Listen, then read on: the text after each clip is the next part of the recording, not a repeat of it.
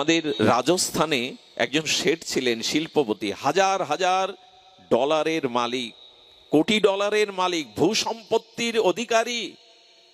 একদিন ভাগবতে গিয়ে বসলেন। কেন ভাগবত শুনতে হয় শুনুন। ওনার কোনো সন্তান ছিল না, স্ত্রী মারা গেছে, কোনো ওয়ারিশ নেই, ডাক্তার বলেছে ওনার সন্তানও হবে না, এই জন্য বিয়ে করেননি। তো উনি শুনছেন যে যার কেহ নাই ভগবান বলছেন আমি তার আছি, কারো পুত্র নাই, সে যদি আমাকে পুত্র রূপে গ্রহণ করে ওই সম্বন্ধ করলে আমি পুত্রের কাজও করি। বললেন বারে, তাহলে গোপাল নিয়ে যায়। গোপালকে কিনে প্রাণ প্রতিষ্ঠা করে ঘরে এনে নাম রেখেছে। কি নাম জানেন? হিন্দুস্তানিরা পুত্রদেরকে বেটা বলে আর মেয়েদেরকে বেটি বলে। তোর নাম রেখেছে কুঞ্জ বেটা। কুঞ্জ মানে ভগবানের নাম কুঞ্জ বিহারী, কুঞ্জ বেটা নাম রেখেছে। চকলেট দেয়, ফুলমালা দেয়, যাওয়ার সময় টাটাও দিয়ে যায়। গোপাল যাচ্ছি রে, তোর জন্য চকলেট আনবো। সকাল সন্ধ্যা ধূপ দীপ দেয়। সন্ধ্যায় বন্ধুরা আড্ডা দিতে আসে। কি গো শেঠ, তোমার এই বিষয় সম্পত্তি কেউ নেই, অরেশ কাকে দিয়ে যাবে? বলে আরে তোমরা জানো না, আমার কুঞ্জ বেটার নামে তো উইল করেই দিয়েছি, আমি আমার কুঞ্জ বেটার নামে ওটা দিয়ে দিয়েছি। সবাই বন্ধুরা মনে করে, ধনী ব্যক্তিরা তো, শিক্ষিত ব্যক্তিরা মনে করে সম্পদ নাই গোপালের নামে থাকলো, শ্যাওদড়ি মুখাগ্নি দেবে তো গোবিন্দ। মারা গেল শেঠ। কথাটা বলতে গেলে হৃদয় দ্রবীভূত হবেই, যদি মন দিয়ে শ্রবণ কীর্তন করা যায়। শেঠ মারা যাওয়ার পরে সবাই ভাবছে কেউ তো নেই, অরেশ তো নেই, কে মুখাগ্নি করবে? কি বলবো আপনাদের, এই বাস্তব সত্য ঘটনা। খুব বেশি দিনের না, 5-7টা বালক ছেলে এলো, এসে ওই শেঠের পাশে বসে কাঁদতে লাগলো। ওর মধ্যে একটা ছেলে এমন আস্তে আস্তে কাঁদছে, সবাই মনে করছে এনার ছেলে পুলে ছিল না, সন্তানাদি ছিল না, এদের চকলেট দিত, টাকা দিত, ভালোবাসতো, এই জন্য হয়তো আর পাবে না তাই কাঁদছে। শিশু মন তো, যখন ওনার লাশটাকে চতুর্দোলাতে তুলবে তখন জড়িয়ে ধরে, এটা একটা শিশু, আমি যেতে দেব না, আমি ওকে যেতে দেব না। 4-5 জন বুঝ দিয়েও যখন ছাড়লো না, তখন একজন জ্ঞানী ব্যক্তি বললেন এর যখন এত প্রীতি, এত হারানোর বেদনা বুকে লেগেছে, একে দিকেই মুখাগ্নি করা হোক, একেই ছায়াদড়ি দেয়া হোক, আমরা পারিতোষিক কিছু দিয়ে দেব। ও মুখাগ্নি করলো, অন্ত্যেষ্টিক্রিয়া করলো, তখনও চোখের জল ফোরায়নি। যখন পুকুরে স্নান করবে না, বললেন তুমি স্নান করে এসো, আমরা তোমাকে ছায়াদড়ি পরাবো। যেই স্নান করতে ডুব দিল, আর ডুব থেকে উঠছে না। সমস্ত পুকুরটা তন্ন তন্ন করে খুঁজে তার লাশ দেহ পাওয়া গেল না। ওর মধ্যে একজন জ্ঞানী ব্যক্তি বললেন আমাদের কোথাও ভুল হচ্ছে না তো? কে এত কাঁদলো, কে এত চোখের জল ফেললো? এ ওনার সেই গোপাল নয় তো? সেই গোপাল ভগবান এই রূপে আসেনি তো? নাহলে দেহটা তো মরে গেলেও পাওয়া যাবে। চল তো ওই গোপাল যে ঘরে আছে তার কাছে যায়। এসে কি দেখলো জানেন? সেই পুকুরের জলে গোপালের গা সব ভিজে, সমস্ত গাটা জলে ভিজে গেছে, সমস্ত জলে গাটা ভিজে গেছে। আমি বলি যার যেখানে শূন্যতা আছে ওখানে ভগবানকে বসিয়ে দিই। তিনি কর্তব্য করেন, তিনি কর্তব্য অবহেলা করেন না। যারা নবদ্বীপে যান একটু গঙ্গা পার হয়ে অগ্রদ্বীপে যাবেন। অগ্রদ্বীপে গোবিন্দ ঘোষের শ্রীপাঠে এখনো গোপীনাথ আছে। এই গোপীনাথ শ্রাদ্ধের দিনে তার বাবার জন্য হবিষণ্ণ করে মন্ত্র বলেছিলেন পুরোহিতের সামনে। এই যে অগ্রদ্বীপে নবদ্বীপের, শুধু কি তাই, আমাদের সম্বন্ধ যদি ভগবানকে যেভাবেই করুন উনি সেইভাবেই তাকে সাড়া দিবেন। মনে আছে, এই ঘটনাটা বলেই বিশ্রাম, ভগবানকে যদি সাক্ষী রূপে সম্বন্ধ করেন উনি সাক্ষী দেওয়ার জন্য প্রস্তুত। বৃন্দাবনে আজ থেকে প্রায় 70-80 বছর আগে এক বাবাজি মহারাজ থাকতেন, সন্ন্যাসী। তাকে সবাই কি বলতো জানেন? যশ সাধু। একদিন প্রশ্ন করা হলো উনিকে যশ সাধু বলা হয় কেন? সত্যি সত্যি উনি হরিয়ানার যশ ছিলেন। ইনি খুব স্বনামধন্য একজন অনুভবী যশ ছিলেন। শুনুন তাহলে সেই ঘটনা। ওই গ্রামেরই ওনার এলাকায় একজন সরল নাবিক, যিনি মাঝি, নৌকা পারাপার করেন, তার মেয়ের বিয়েতে গ্রামের শেঠের কাছে 20,000 টাকা সুদ নেয় এবং 2 বছর পরে শোধ করবে এই অঙ্গীকার এগ্রিমেন্ট করে উনি তো লেখাপড়া জানেন না, কোনো সাক্ষী রাখেননি, কারণ ছোটবেলা থেকে উনি রামের খুব প্রিয়। ওনাকে যদি বলতো কোথায় যাবে, বললো আমার রাম জানে। তোমার কি হবে জীবনে, তো আমার রাম জানে, সব কিছুতেই আমার রাম জানে। যখন বলছে তুমি টাকা নিচ্ছ সাক্ষী রাখনি, বললো আমার রাম সাক্ষী, ওই সেই ভগবান রামই জানে। উনি টিপ দিয়ে এলেন, মেয়ের বিয়ে হয়ে গেল। 2 বছরের মাথায় ছেলেরা টাকা রোজগার করে বললে বাবা সুদসহ মহাজনকে দিয়ে এসো। যখন দিতে গেছে তখন বললেন তুমি তো সই করতে জানো না, টাকা তো পরিশোধ হলো, কি করবে? বললেন আর কি করব, আমার রাম জানে, আমার রামই সাক্ষী। তখনই দুষ্টি বুদ্ধি এলো এই শেঠের মাথায়, সব যখন রাম জানে ওকে একটু ঠকায়। উনি এগ্রিমেন্টে টাকা জমা করেননি, মূল খাতায় গোপনে জমা করে এগ্রিমেন্টে লিখেছে আমি সময় মতো টাকা পরিশোধ করতে পারলাম না। 1 সপ্তাহ বাদে ওই জজের কোর্টেই কেসটা চলে গেছে। কেস করেছেন শেঠ, এই দুর্বুদ্ধি পাপ বুদ্ধি সম্পন্ন ব্যক্তি। একটা কথা বলি, সুদ নামক জিনিসটাকে দূরে রাখবেন। এর দ্বারা মানুষের শান্তি হয় না, এর দ্বারা কখনো কল্যাণও হয় না। এটা যদি কখনো সময় পাই এর আলোচনা পরে করব। এই শেঠ এত পাপ বুদ্ধি, এমন সরল একজন ভগবানের ভক্তকে ঠকানোর জন্য কোর্টে কেস করে দিল।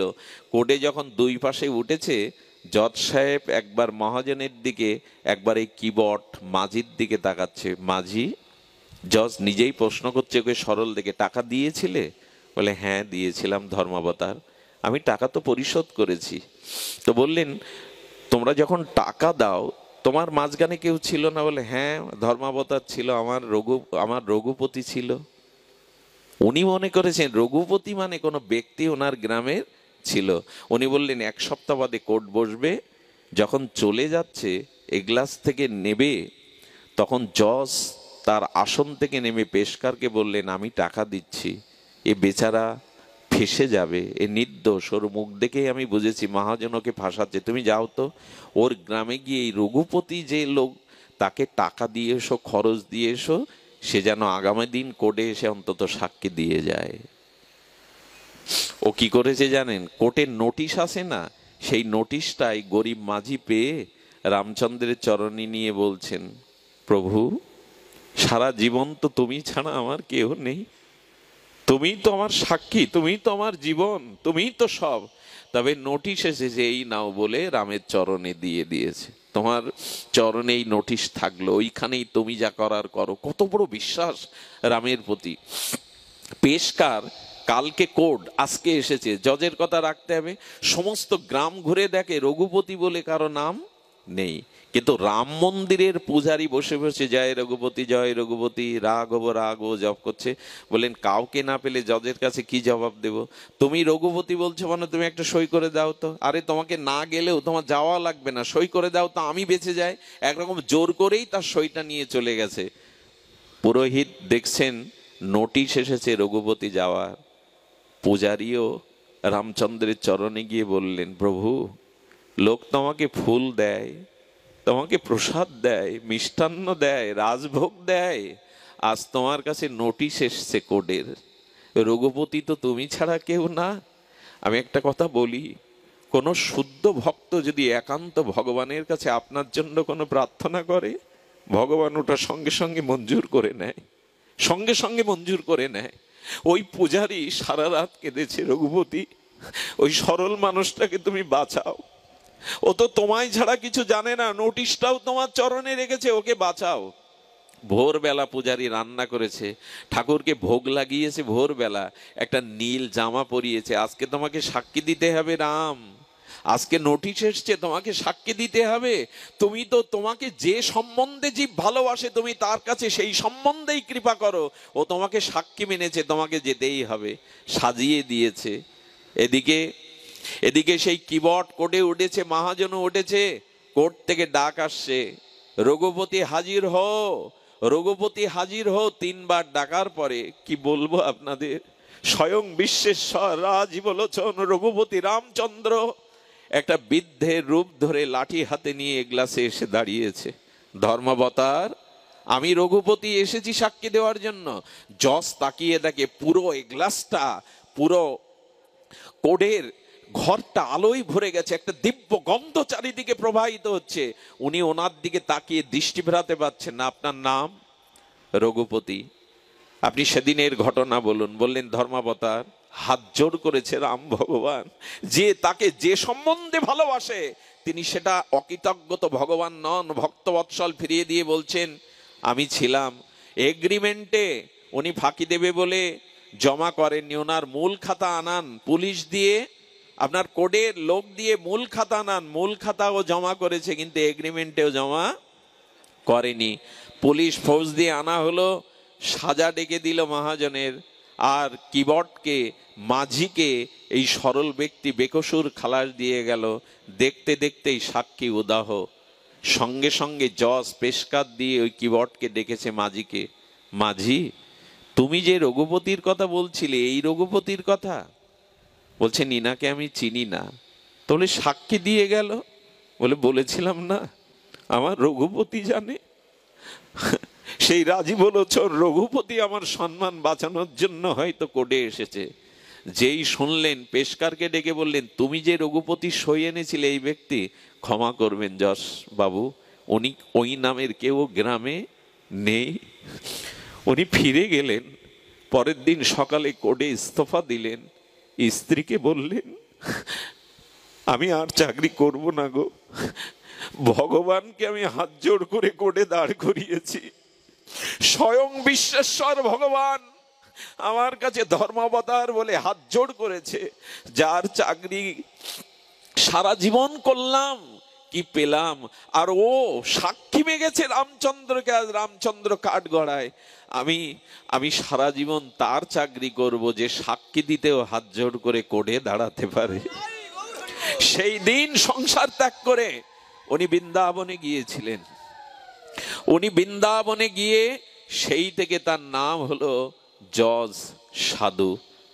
আমি এইটুকুই বলে বিশ্রাম করছি, একটা সম্বন্ধ করে ভগবানকে ভালোবাসুন, দেখবেন তিনি পাথর নন, তিনি প্রতিমা নন, তিনি সচ্চিদানন্দময় হয়ে আপনাকে তিনি কৃপা করবেন। শুধুজন আজ এখানে যে পরিবেশের অবতারণা হয়েছে এটা পাওয়া বড় সৌভাগ্যের।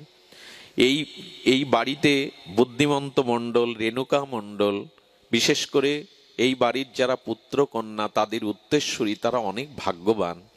এই বাড়ির একটা পুরাতন ঐতিহ্য ছিল, আছে এখনো। জানেন বংশের কারণে মানুষ কৃপণ হয়, আর মার কারণে সন্তান দুঃখী হয়, আর পিতার কারণে মূর্খ হয়। এরা ভাই বোন যারা স্বপদে প্রতিষ্ঠিত হয়ে সমাজে মুখ উজ্জ্বল করেছে, এটা তাদের পিতামাতার একান্ত আশীর্বাদ। আমি ওই মায়ের একটা ছবি দেখেছিলাম আমার মামনির কাছ থেকে। আমি আপনাদেরই এই ঘরের মেয়ে স্বপ্না মাতাজিকে আমি মেয়ে বলেই জানি। সে যথেষ্ট শ্রদ্ধালু, ব্যক্তিত্বশীলা, তার প্রত্যেক ভাইদের সাথে তারও ব্যক্তিত্ব আলাদা। তো তার মুখে যতটুকু মায়ের কথা শুনেছি, এমন মা রত্নগর্ভা, যিনি সন্তানদের রেখে গেছেন, আশীর্বাদের দ্বারা সমাজে তাদের অনেক বড় করে তুলেছেন। তাদের আশীর্বাদ এখনো ফোরায়নি। কোনো পিতামাতার উদ্দেশ্যে যদি কোনো সন্তান ভাগবত বৈষ্ণব সেবা তাদের মাঙ্গলিক কারণে না দেয়, তারা অকৃতজ্ঞ, তারা পিতামাতার কাছে ঋণী থেকে যায় সারা জীবন। তো আজকে যে কাজটা তারা সম্পন্ন করলো, তাদের জন্য আশীর্বাদ করবেন। তাদের উত্তর পুরুষগণ সকলে যেন পূর্বপুরুষের আশীর্বাদ পেয়ে ধন্যাতি ধন্য হতে পারে। এবং এই বাড়িতে আসবার একটা ইচ্ছাও আমি মাকে অনেকবার জানিয়েছি। তোমরা যেখানে জন্মেছ তোমাদের পিতামাতার যেটা স্থলী, সেইখানটায় যাওয়ার একটা অভিপ্রায় আজ পূর্ণ হলো। দেরিতে আসবার জন্য ক্ষমা প্রার্থনা করে, এনাদের মঙ্গল কামনা করে, বিদেহী আত্মার কল্যাণ কামনা করে হরিকথা বিশ্রাম রাখছি। আমি মামনিকে বলেছিলাম মায়ের উদ্দেশ্যে কিছু পুষ্পাঞ্জলি দিতে, কিন্তু সেটা সময় অতিবাহিত হয়ে গেছে। এরপর মনে হয় অন্য কথা বলাও ঠিক হবে না। আমি মায়েদেরকে, মানে ওনার পুত্রকন্যা, তাদেরকে একটু নিবেদন করব, তারা মায়ের চরণে যদি একটু পুষ্পাঞ্জলি দিয়ে যায়, একটু প্রদীপ দেখিয়ে যায়, এটা মায়ের চরণে পুষ্পাঞ্জলি আর দীপের দ্বারা তার আত্মকল্যাণের। আমরা সবাই উঠে দাঁড়িয়ে কীর্তনের মাঝে